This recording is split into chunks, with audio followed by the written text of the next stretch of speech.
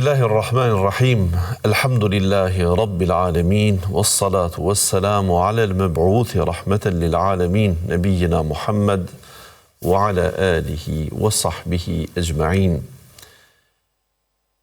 Të respektuar teleshikues kudo që jeni, ju përshëndes me selamu alaikum wa rahmatullahi wa barakatuh. Popujt e Kur'anit është emisioni që ka një titull që është frymëzues, se në vetvete gjithçka që përmend Kur'ani duhet jetë e veçantë. Jo pse dua ta them unë, por Kur'ani është i veçantë, i tërë është i veçantë. Fjalit në të nuk janë të kota, përsëritja e ngjarjes në të nuk është e rastësishme. Mësimet që merren aty nuk janë të përkohshme. Udhëzimet që i kemi nuk janë vetëm të dëshirës të vullnetit, por janë nevojë njerëzore mbi gjitha. Përshkrimi është tepër i saktë për të ardhmen, për botën tjetër, e cila nuk ka ngjarë, nuk ka ndodhur, e mos flasim për përshkrimin e asaj që ka ndodhur, ani pse ne nuk e kemi përjetuar. Pra të flitet për popujt që kanë kaluar dhe Kur'ani i ka zënë në gojë, kanë zënë vend të përmendur në librin e Allahut xhalla xhelaluhu, është gjë tepër interesante. Në javët e kaluara kemi qenë me Musajn a.s. profetit që më së tepër më është përmendur në Kur'an, jemi munduar që të shkurtojmë shumë rrugën për të mos qenë emisioni thjesht biografi profetësh, por me domos nëse në Kur'an ka zënë shumë vend ngjarja e Musajt a.s. është vështirë që të selektosh se çfarë të marrësh e çfarë të kapërcesh pa e përmendur. Ishin vuajtjet e tij dhe të popullit të tij, Beni Israelve, pra që faraoni, që kryet despoti, njeriu i cili pretendoi të jetë Zot në rruzullin toksor, madje Zoti më i madhi për Egjiptin, popullin dhe për gjithë ata që i kishte pranë rreth në udhëheqje e të ngjashme. Ishte diktatori më i madh. Me fjalë tjera, ne e pam se megjithatë gjithë ajo dinasti shkoi, humbi, përfundoi.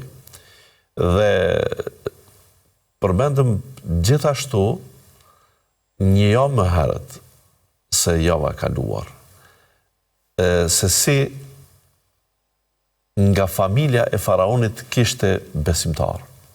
Dhe kjo është interesante, është e çuditshme, është e këndshme.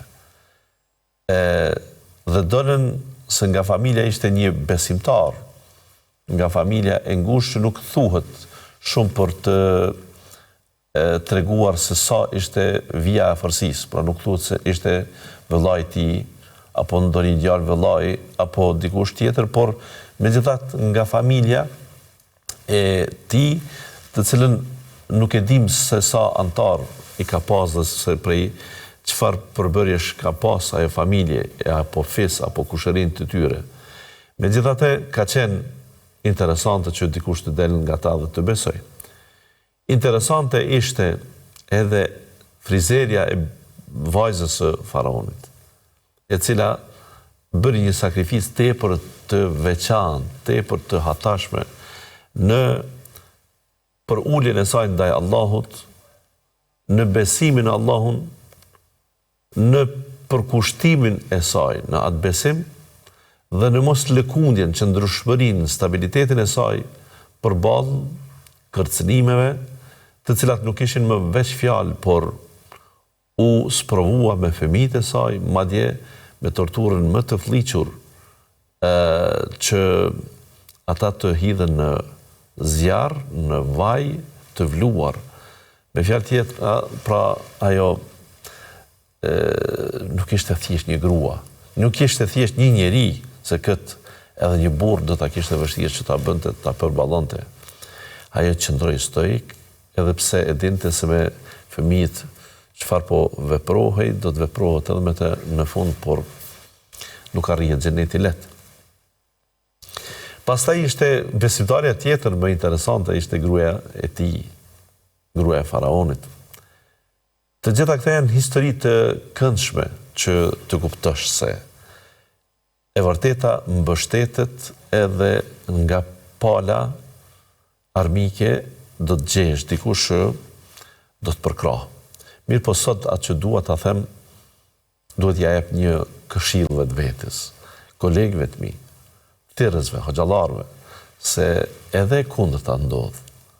Nuk duhet të jemi gjithmonë me atë krenarin se kush është përkrahës për mua, kush po me beson, kush po me do, nga pala e tyre dhe nga pala kështu, por të shohim a mund të ndodhë dhe kundërta.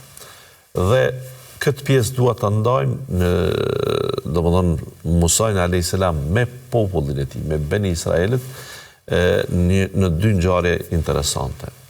Ngjarja e parë që po dua ta them është se përkundër që Beni Israelit ishin njerëz që kanë vuajtur shumë në Egjipt, pra sa kanë jetuar në këtë periudhën e Musajit, po flasim, e kam fjalën edhe para ardhjes së tij, pra përpos ata të parët që ishin me Jusufin a.s., që Jusufi ishte në pushtet dhe kishte familja e tij gëzonin autoritet, dhe si rezultat ai solli ata nga Palestina, edhe babain e tij Jakubin, edhe nënën e tij, edhe vëllezërit e tij, jetuan aty zunë vend në Egjipt, e pastaj u rritën si familje dhe u bën bitë e Israil, bitë e Jakubit, pra u zhërua rrethi i tyre shumë.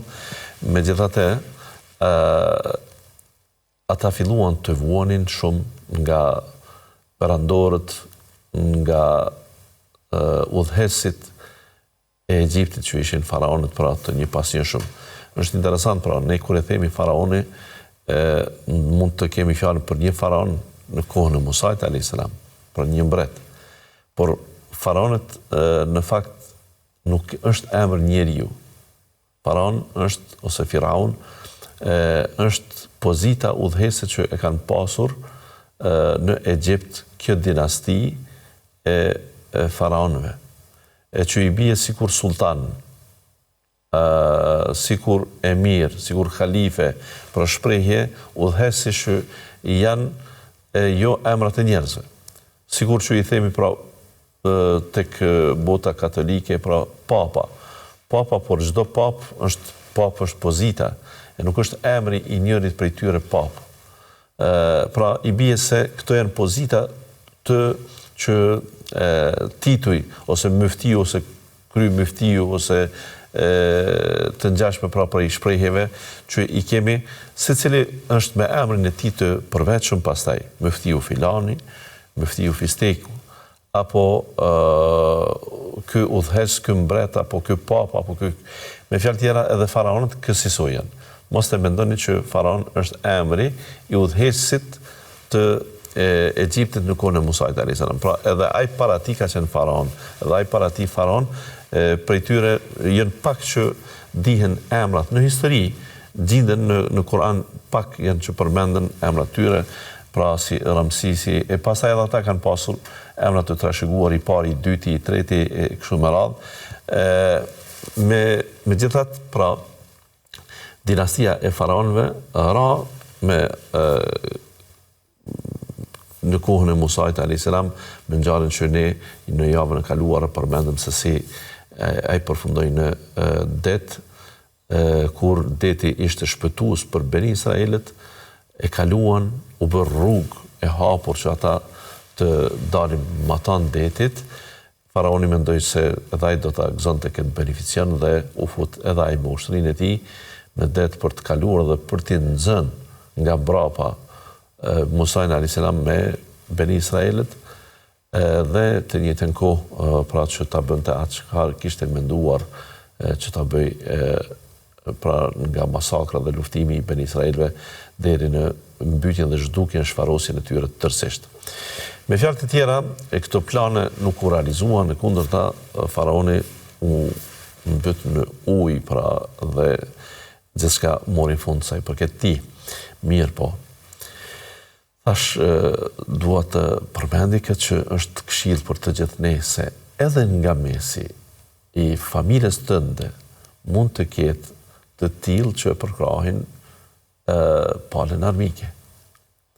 Dhe këtu jo rastisht po dua t'i them se ngjarjet e Kur'anit, popull që janë përmendur në Kur'an, individet që janë përmendur në Kur'an janë mësim. Janë mësim për të tashmen. Sepse ne gjithë një mendojmë se ajo që po ngjan në botë sot, në kohët kur ne jetojmë, ajo është diçka e re dhe nuk kanë ngjarë më herët diku në historitë e njerëzimit, asësi. Të gjitha këto janë përsëritje,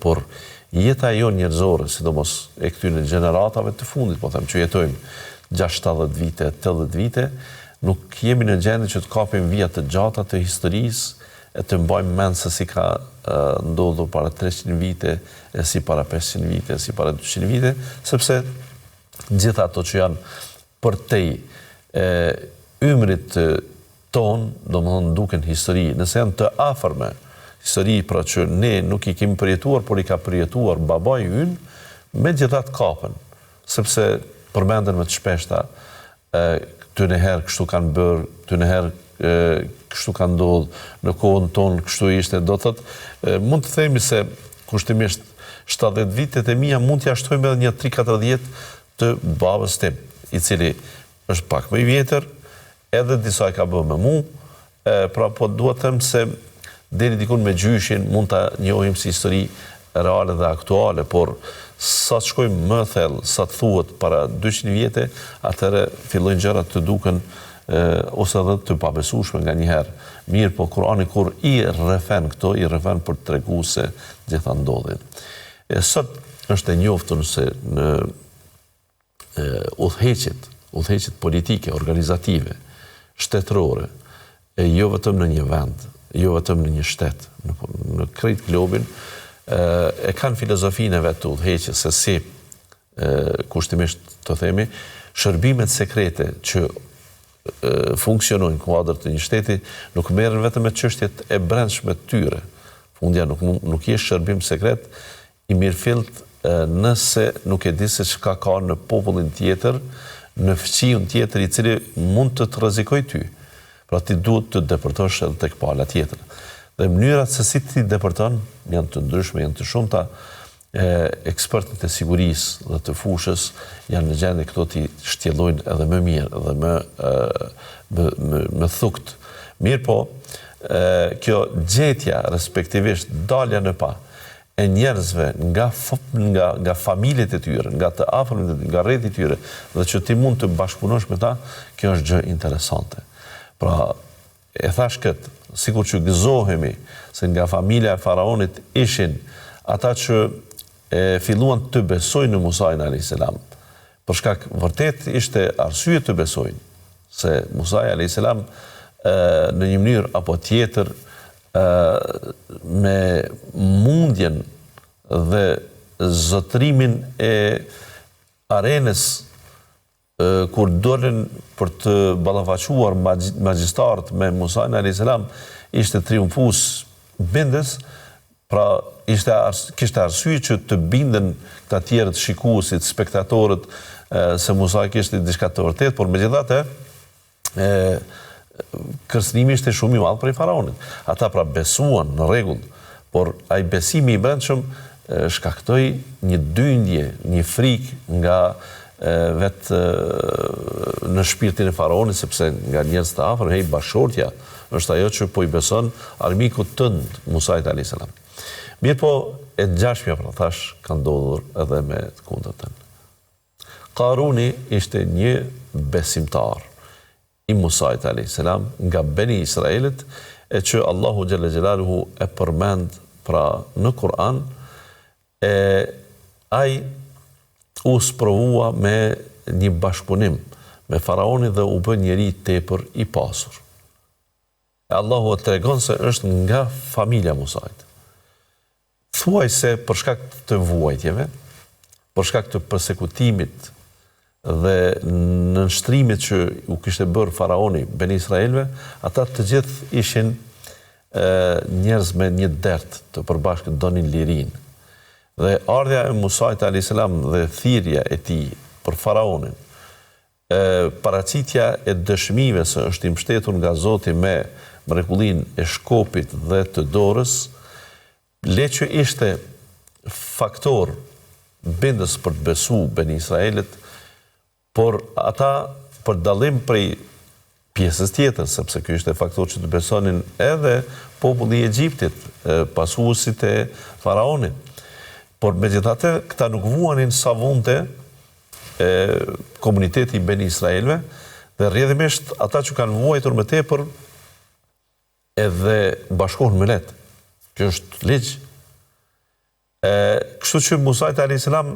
nëse dikush i kishte besu nga ana faraonit, thuaj se të gjithë Beni Israelit i kishin besuar. Mirë po, ky Karuni doli interesant. Doli interesant sepse bëri pasuri shumë, e atë pasuri e deponoi pra në Ari. Arin aq shumë e bëri të vetin, sa ndërtoi dhoma, ndërtoi vende ku do t'i deponante thuaj plakat e Arit ose copzat e Arit, si dush quaj dhe si dush imagjinoje. Unë e di se këto që po e përshruaj, kjo do t'i duket e pavërtet nga këndvështrimi material i ditëve të sotme, që bota mund të thuhet më e materializuar se tani kur nuk ka qenë, ku njerëzit besojnë shumë në batet, në pasurinë, por megjithatë këto që po i përshruaj, vërtet, po të mos ishte ajeti i Kuranit nuk e kisha thënë, se duket aq e pabesueshme. Pse? Pra Karuni kishte Ari, sa që do të duhet ta depononte në një dhomë, jo në një dhomë, në disa dhoma, në disa depo. E ato depo, natyrshëm, që duhet mbyllen, apo duhet të fortifikohen, duhet të sigurohet mirë që të mos depërtoj dikush i huaj, dikush i panjoftën në to. Dhe a duhet të mbyllen? Po. A duhet të ketë dry? Po. Kyç? A duhet të ketë qelësa i dryni? Po. Sa qelësa? Po këtë po them se duket e pabesueshme. Allahu thot, ata qelësa aq ishin shumë, sa njerëz të fuqishëm duhet t'i bartnin ato. Të nderuar teleshikues, unë nuk po flas për pulla sot, për mjetet digjitale që mund të mbyllet një derë. Po e marrim me që ne sot përdorim qelës edhe të veturës, edhe derës të hymjes, edhe derës të dhomës, edhe derës... Megjithatë qelësat kanë një format të vogël. Mund të jenë sa një gisht njeriu. Një gjatësi po flas. Dhe mund të thuhet se, sa duhet jenë shumë këta qelësa që një njeri të mos mund t'i bartë, ose t'i bartë vetëm ai që është shumë i fuqishëm. Pra po e kaloj këtë, sepse i bie që duhet të ketë me mira qelësa që një njeri të mos mund t'i bartë vetë. Nuk janë 100, nuk janë 200. Pra që duhet jetë i fuqishëm, që duhet jetë një bilder për t'i bartë ta qelësa. Po unë po e marrë edhe më thjesht. Po e marrë që ata qelësa ndoshta kanë qenë të formatit të madh. Ndoshta kur janë mbyll dyert me ta është dashur që të jenë mekanizëm i mbylljes edhe i sigurisë diçka më ndryshe. Merë sa të duash, thuaj sa të duash, le të jenë nga 1 metër ata qelësa, megjithatë po të jenë 3-4 do t'i bartë një njeri, por nëse ata kanë qenë 20, 30, 40, i bie shumë. Dhe ato 20 dhoma, 30 dhoma, depo me Ari, kjo të tregon që ka pas pasuri të madhe. E tash, Musai a.s. E humbi një kushëri të vetin, këtë Karunin, i cili ishte bërë aleat me faraonin, si rezultati i kësaj aleance, ai kishte arritur që të bëjë shumë pasuri, dhe kjo pasuri përmend dhe ai përmendet se ka qenë edhe nga ministrat e faraonit. Por, nga besimtari i thjesht në Musajin a.s. u shndrua në përbuzës të Musait a.s. E kësisoi. Derisa mundohej që ta poshtronte Musajin a.s. Mundohej që të punonte kundër vullnetit të Zotit, edhe pse e dinte që Musai ka argumente hynore. dhe do të përshkruaj në pak minuta këtë ngjarjen e tij, ai një ditë prej ditëve tenton edhe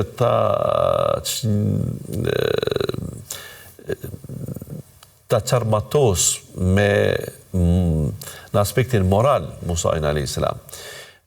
Pagoi një grua që ajo të thoshte se ka bërë imoralitet me Musajin a.s. Dhe një ditë prej ditëve e organizoi një spektakël. Derisa Musa a.s. ju fliste ben Israelve, ju fliste për vlerat morale, ju fliste për besimin, ju fliste për sjelljen, ju fliste për mëkatet, ju fliste për largimin nga gjërat e ndaluara e tjera, aty mori pjesë edhe Karuni, i cili ishte nga familja dhe nuk mund ta largonin ata lehtë. Në fund të ligjëratës së Musait a.s. tha, mund t'ju bëj pyetje. Çfarë nëse dikush bën këtë vepër apo këtë vepër? Musa a.s. tha, për të mirat do të shpërblehet, për të këqijat do të shkojnë. Çfarë nëse dikush bën vepër të keqe? Çfarë dëshkimi ka? Filloi Musa a.s. ti përmend një nga një. Nëse vjedh, do të ketë këtë dënim. Nëse bën padrejtësi, do të ketë këtë dënim. Nëse bën këtë dhe kur arriti te çështja morale, nëse bën prekjen e nderit të dikujt, e ka këtë dënim. Karuni tha, çfarë nëse është njeri i mirë ai që bën si gabimi? Musa a.s. tha, dënimin e Zotit e meriton edhe i mirë edhe i keqi kur te i kalon, kur shkel vijat e kuqe. Tha, të gjithë meritojnë njësoj? Po, tha, të gjithë meritojnë njësoj dënimin. Tha, edhe nëse është njeri i mirë, tha, edhe nëse është njeri i mirë, edhe nëse je ti ai, dhe kjo pyetje shkaktoi shumë problem tek xhamati, po e themi, tek pjesëmarrësit në ligjëratën e Musait a.s. Tha, çfarë do të thuash? Tha, çfarë dua të them? Doli gruaja e cila ishte e mbuluar vetë, tha, dhe ajo doli dhe i tha Musait a.s. Po, tha, ti mirë se çfarë ke vepruar me mua para disa ditëve.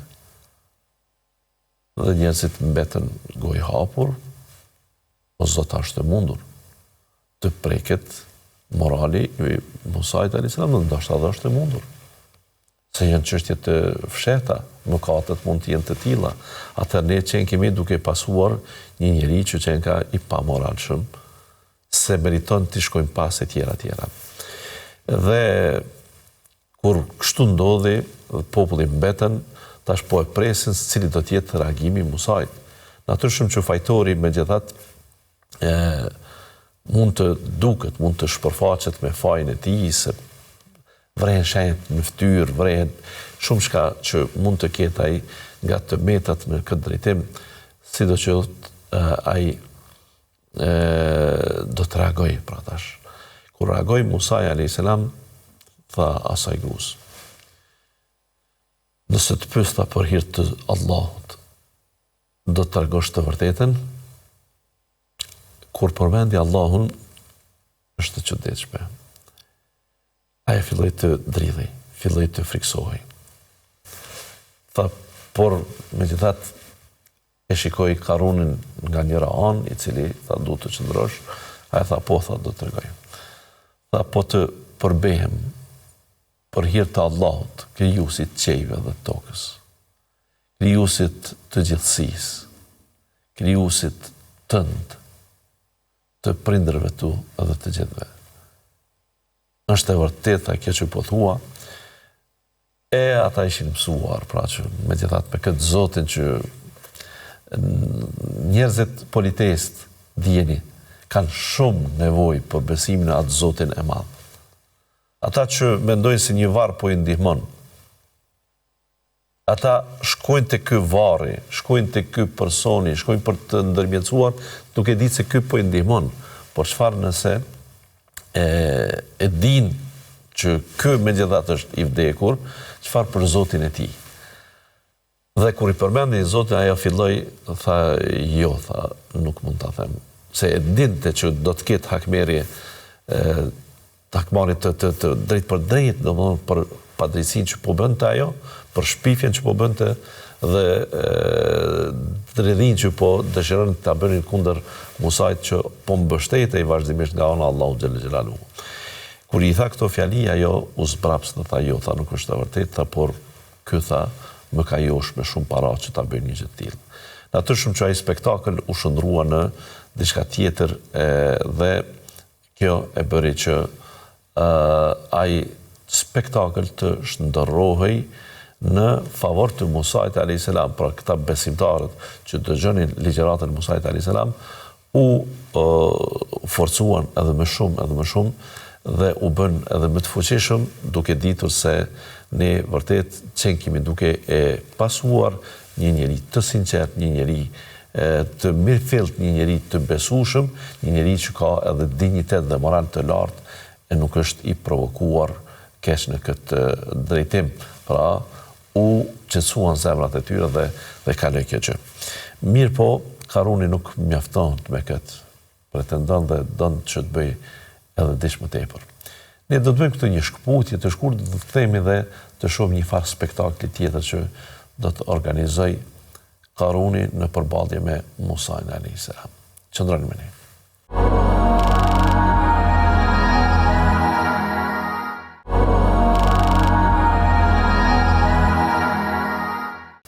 Atëherë, të respektuar të rishikues, rikthehemi për të pa se çfarë dëshironte Karuni, që ishte nga familja e Musait a.s.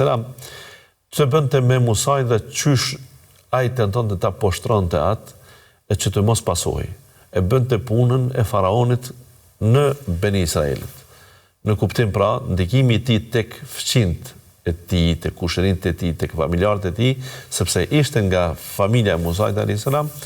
do të dukej më ndikim, aq më tepër kur ata ishin të varfër dhe ky ishte shumë i pasur. Pasuria e tij kemi përmendur në pjesën e parë sa e pa imagjinueshme ishte. Dhe rrjedhimisht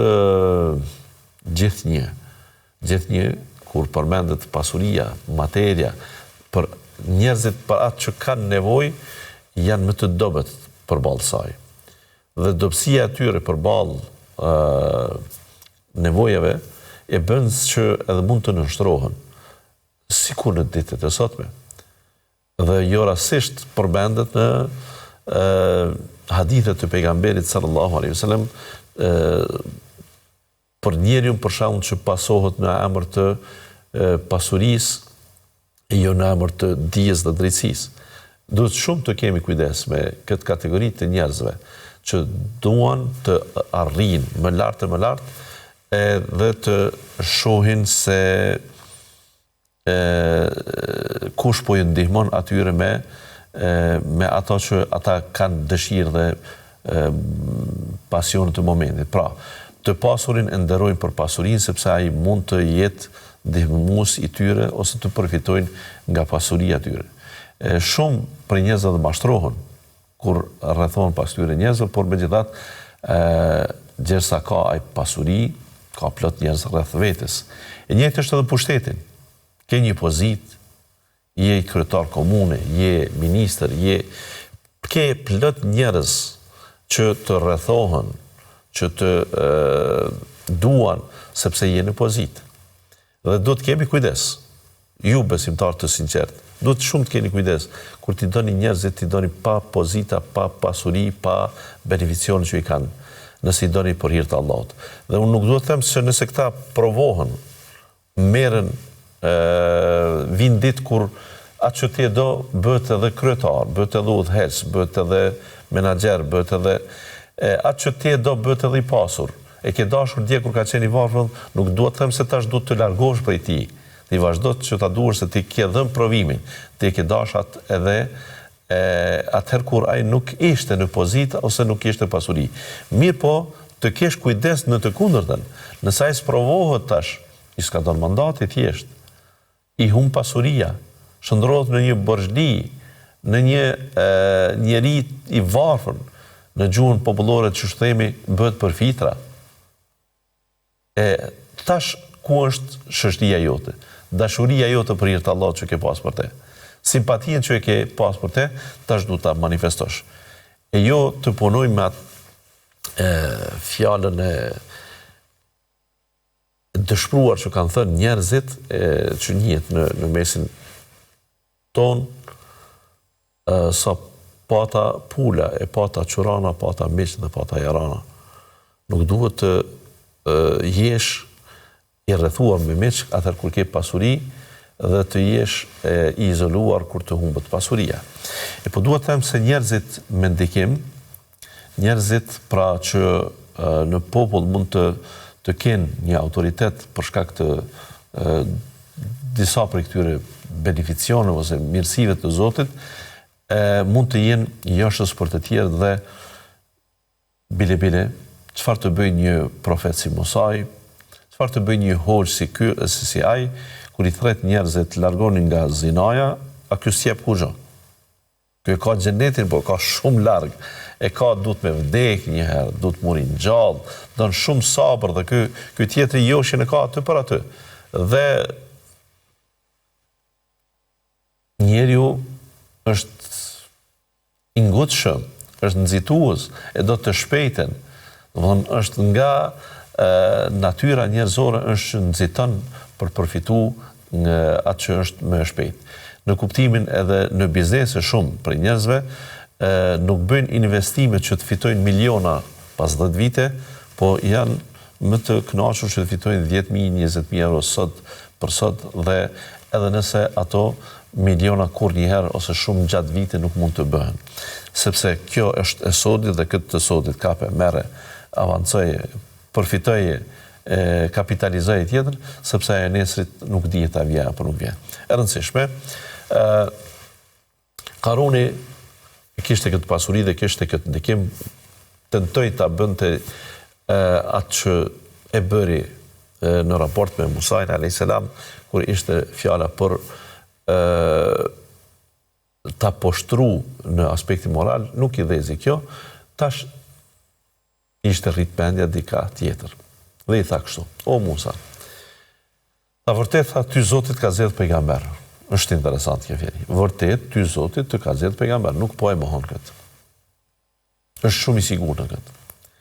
Por a nuk e shes se mu Zoti më ka zgjedhur që të kem pasuri? Musa i tha, po. Imagjinoj se ku më rrin mashtrimi i njerëzve për mirësitë që i kanë.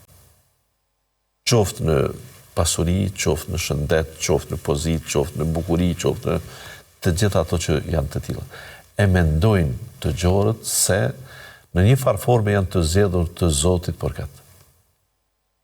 I të zgjedhur i Zotit është çdo njeri që ka një mirësi por për t'u sprovuar, jo i zgjedhur për t'u shpërblyer.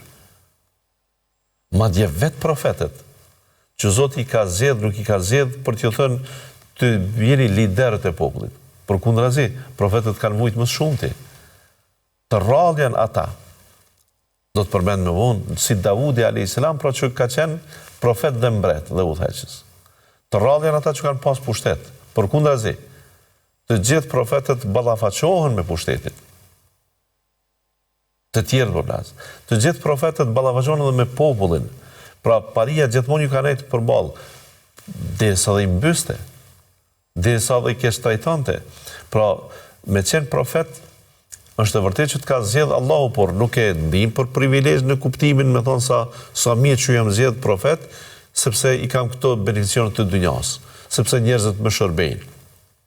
Sepse kam një rreth që akoma pa lëvizur ata më sjellin atë që unë dua, etj, beneficione. Në ditët e sotme, sepse unë jam bërë ai personi që eci me gjipa të zi dhe që kam roje dhe turproje rreth vetes, që i ha ushqimet më të mira, më të sigurta, etj. Pra, udhime luksoze, vizita e pushime në vende të shtrenjta e kësaj. Nuk janë kështu profetët. Pra, megjithatë, ky personi, si Karuni, po mendon se Musait ty të është dhënë shkopi, por mua më është dhënë pasuria.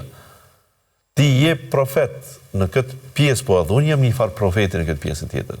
Sepse, po të mos më donë të Zoti, nuk do të kisha unë pasuri. Dhe i kërkon një spektakël interesant Musait a.s.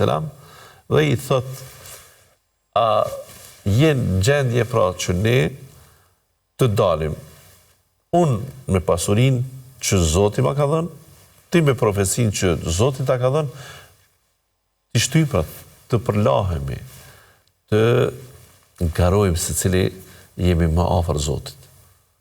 Imagjinoni pra, ka plot njerëz edhe në këto ditë dhe thonë këso fjali.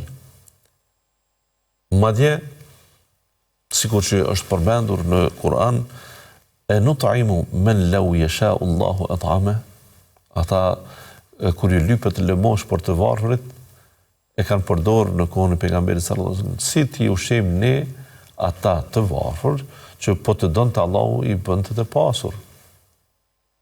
Sikur që na ka bërë neve. Me fjalë tjera dhe solidariteti ju humbet disave. E mendojnë se ti falu, se ti duhet të falë, se s'ke arrit kur gjën jetë. E unë pse të falem kur unë tja nuk e sheh sa të mira kam rreth vetes. Vërtet kjo kategori e njerëzve ekziston dhe i shohim.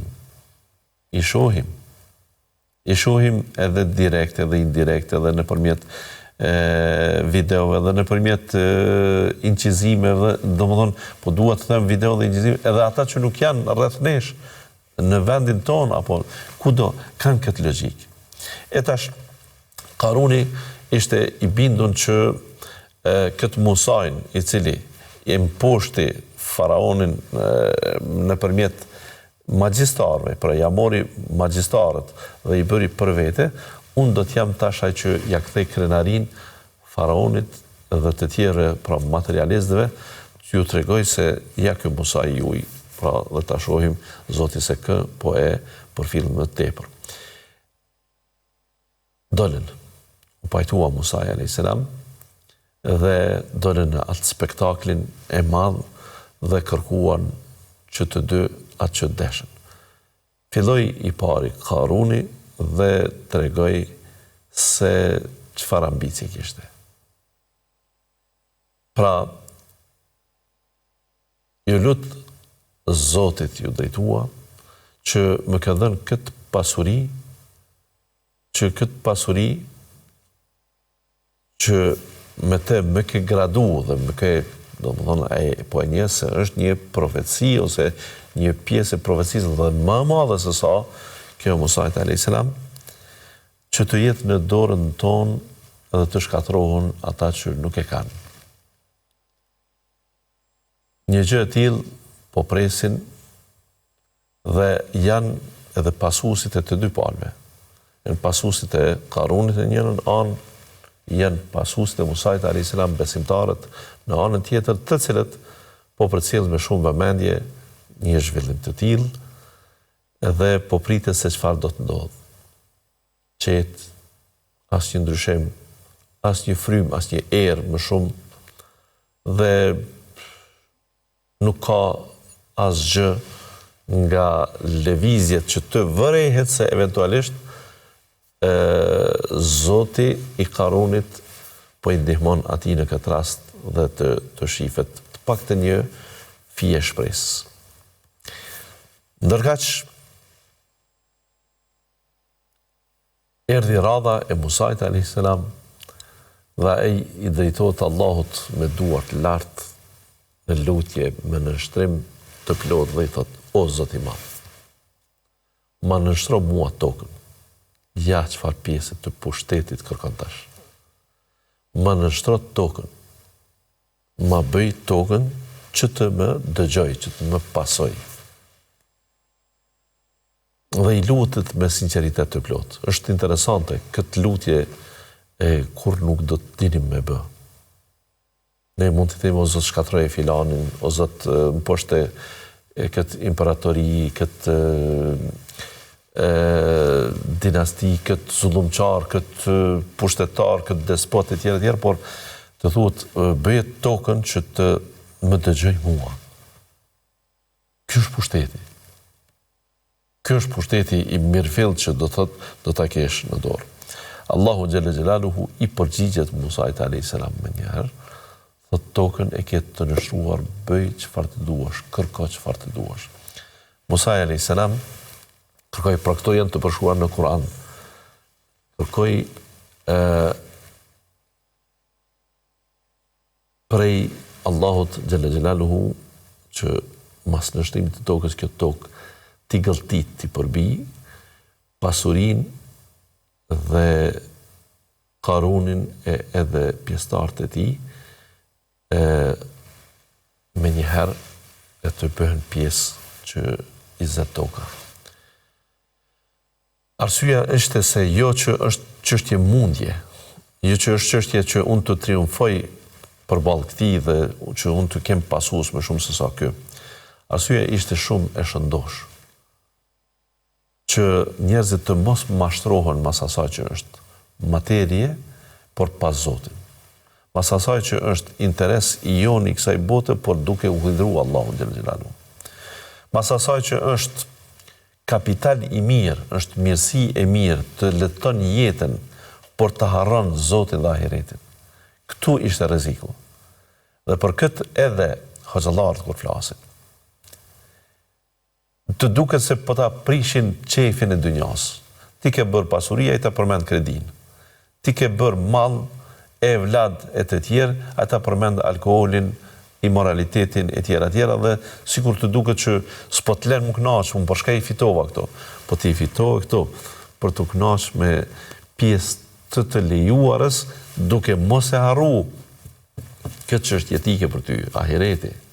Duke mos e harru atë që të vyn ty në tashmen tënde dhe në të ardhmen tënde. Këtu është poenta, këtu është qëllimi. Nuk janë profetët, nuk janë hoxhallarët, ata që ju pengon pse dikush është i pasur, asesi.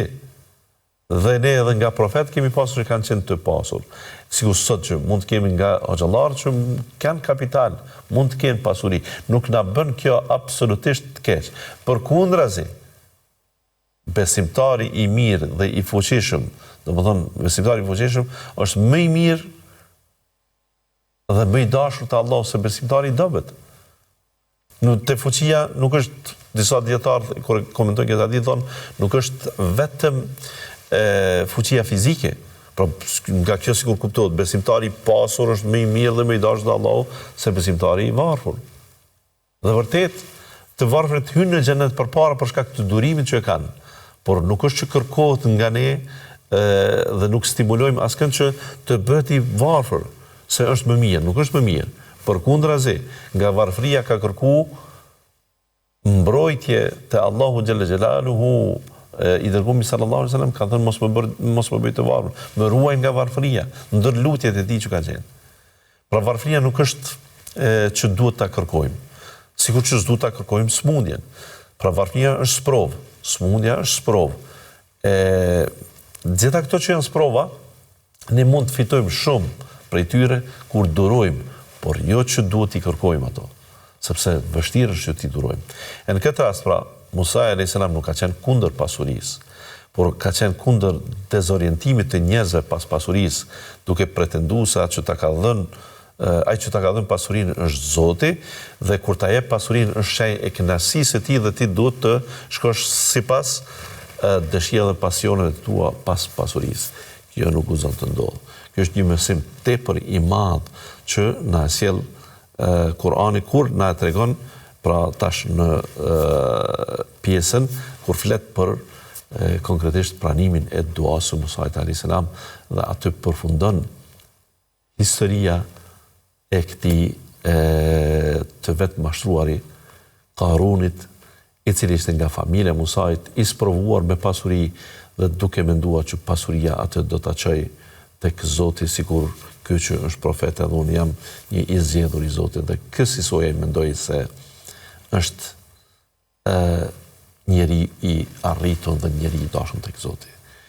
E përfundoi edhe ai, sikur që do të përfundoj, pra, kjo pjesa se kjo ka qenë më herët, e faraonit, e tash do të shohim në javën tjetër më konkretisht se pas këtyre triumfeve që u pan se çfarë Allahu ju bëri faraonit dhe pasuesve të tij, çfarë ju bëri edhe Karunit, që ishte nga familja e Beni Israilve, të shohim se si ishte sjellja e Beni Israilve tash në pjesën tjetër, sidomos më tanë detit, ku gjërat do të ndryshojnë rrënjësisht dhe nuk e kanë më atë despotin mbi vetet i cili ua dirigjon jetën dhe ua dikton jetën. dhe në javën tjetër me mësimet tjera të Musait a.s. popullit të tij Ben Israilëve. Ju lëmë në kujdesin e Allahut. Wassalamu alaikum wa rahmatullahi wa barakatuh.